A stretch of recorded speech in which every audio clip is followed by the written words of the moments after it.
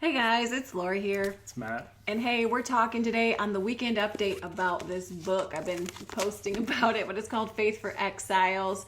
And it's by David Kinnaman and Mark Matlock. And it is a several year study with several thousand 18 to 29-year-olds. And so really it's like millennials because it's been over the last few years. But it's really looking at what makes believers have faith that is rooted. So if they grew up in the church and they're leaving the church, is there something that's making some of these people have roots that go down deep into that, as it says in Ephesians, soil of God's marvelous love? Well, it seems like others are kind of washing away.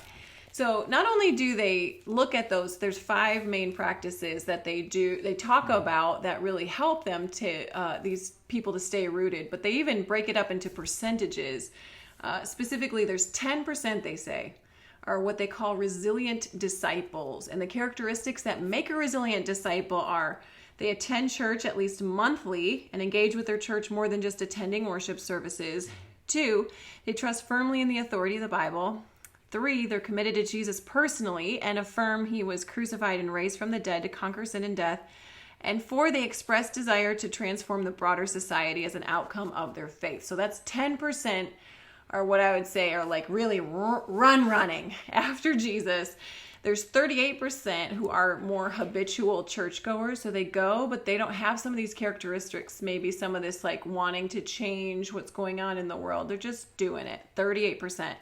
30% are nomads. So they're unchurched now. So they might still slap on the Christian sticker, but they're not going to church. Again, all these people were raised in the church, but are either resilient, habitual, or nomads. And then 22% are prodigals or ex-Christians. So I thought it was super fascinating that one of the main characteristics of the resilient disciples were that they had experienced Jesus in this like listening conversation with Jesus throughout their life. Like that's critical to their being rooted. So that's something that we engage in, and I know that it's a huge reason I'm still following Jesus.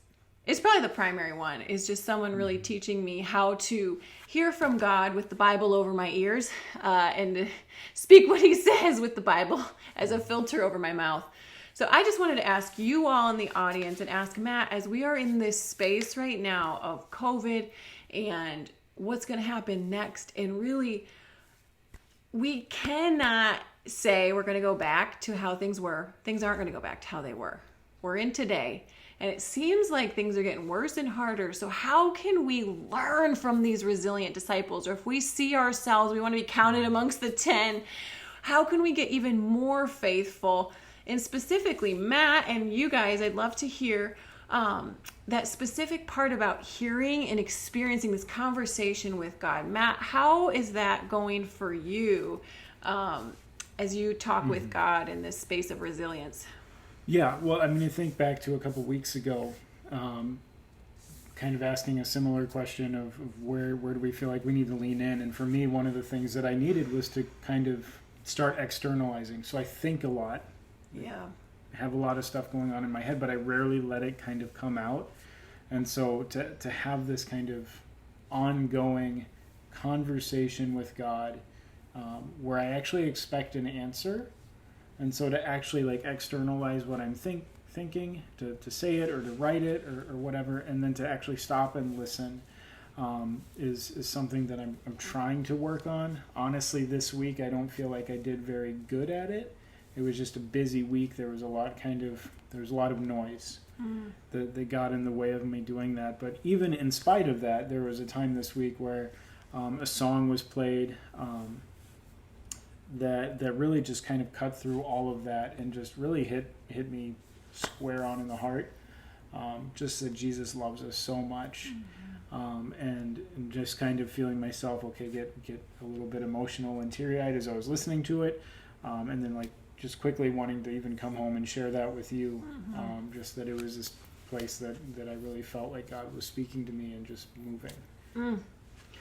I love that, and I loved sharing that moment with you because I realized that those moments where Matt shares his heart are so tender, and I'm learning from other Impossible Marriage Minutes we've done to not bulldoze Matt when he shares his heart so that he continues to feel like this is a safe place for him.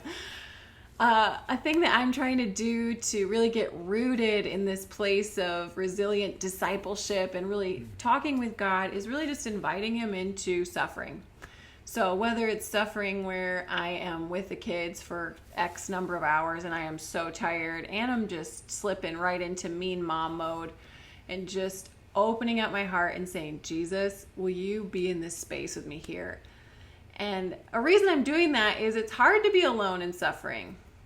I mean, you see Jesus in Gethsemane. He's inviting his friends in his suffering. And so when Matt can't be there, when you all can't be there, which really that's Jesus, that's his space to be with me. And so I'm not even going to tell you like that he's just like, Lori, here's all this dump of love, but I can sense his presence as I open up my heart, which almost makes the pain hurt worse, is to go, this is hard, as opposed to I'm just going to get through it and shut up, kids, and go to bed.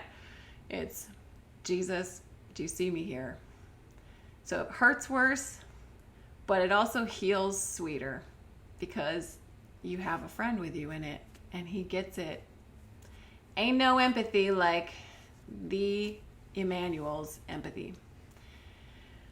So we're working here to get rooted and to really, like, I pray we get counted as part of that 10% and really just that good and faithful servant. But guys, we got to get gritty. It's time. We're looking in the mirror and saying that, but we would love to hear from you as you're leaning into Jesus and you're realizing, man, I can't just go floating along in all these different other categories of just, habitual church going. What are some practices that you guys are doing now? We would love to hear from you. Drop them in the comments. All right. See you guys.